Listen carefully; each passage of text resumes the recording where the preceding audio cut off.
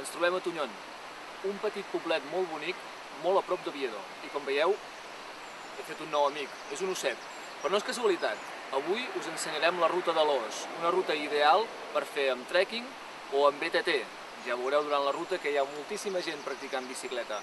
És una ruta senzilla i apta per tots els públics, cosa que la fa molt i molt transitada. I és molt i molt interessant, així que anem-la a veure.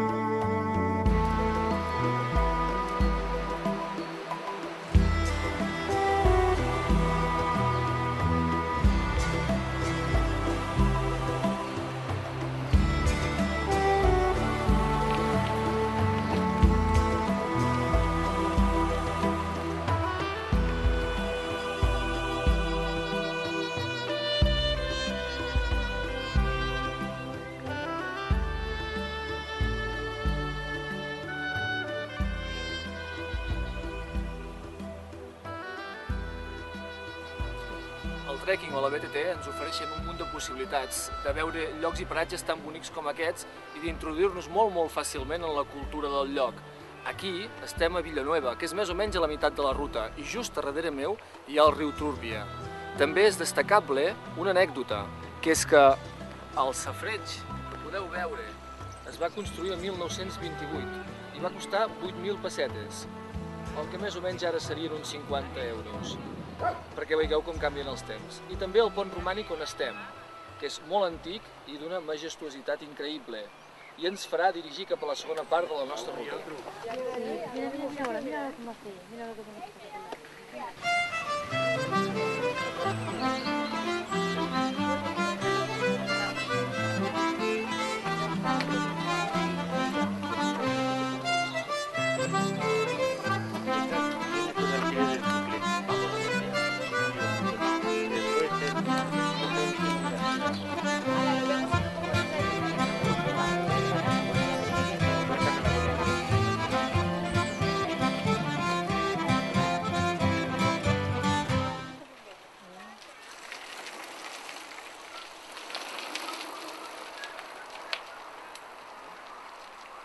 Bé, portem una estona caminant, però hem arribat a la part més interessant de la nostra ruta. Estem a Penyes Xuntes.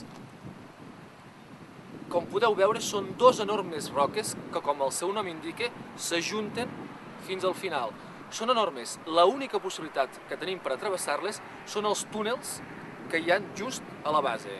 Els túnels que ara veurem. A més, són molt bonics i una mica màgics, perquè aquests túnels estan il·luminats interiorment per una sèrie de llums, cosa que és normal, donat que quasi bé fan 300 metres de longitud.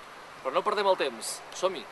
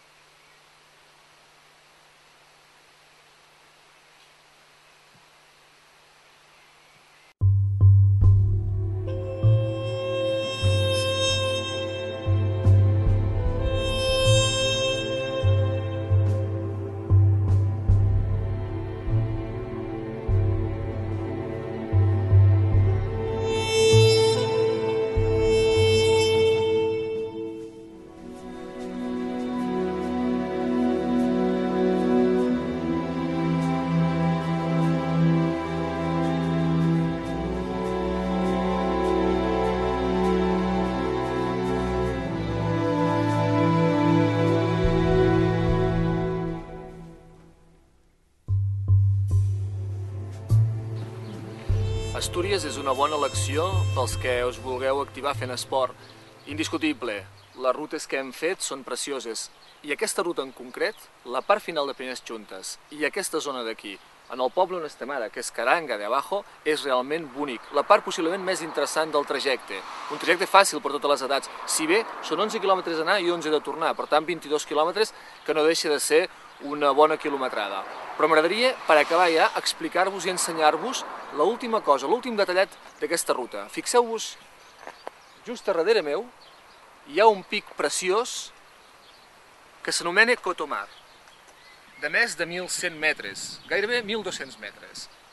Molt interessant per a aquells que un cop hagueu fet la ruta us animeu a fer una ascensió.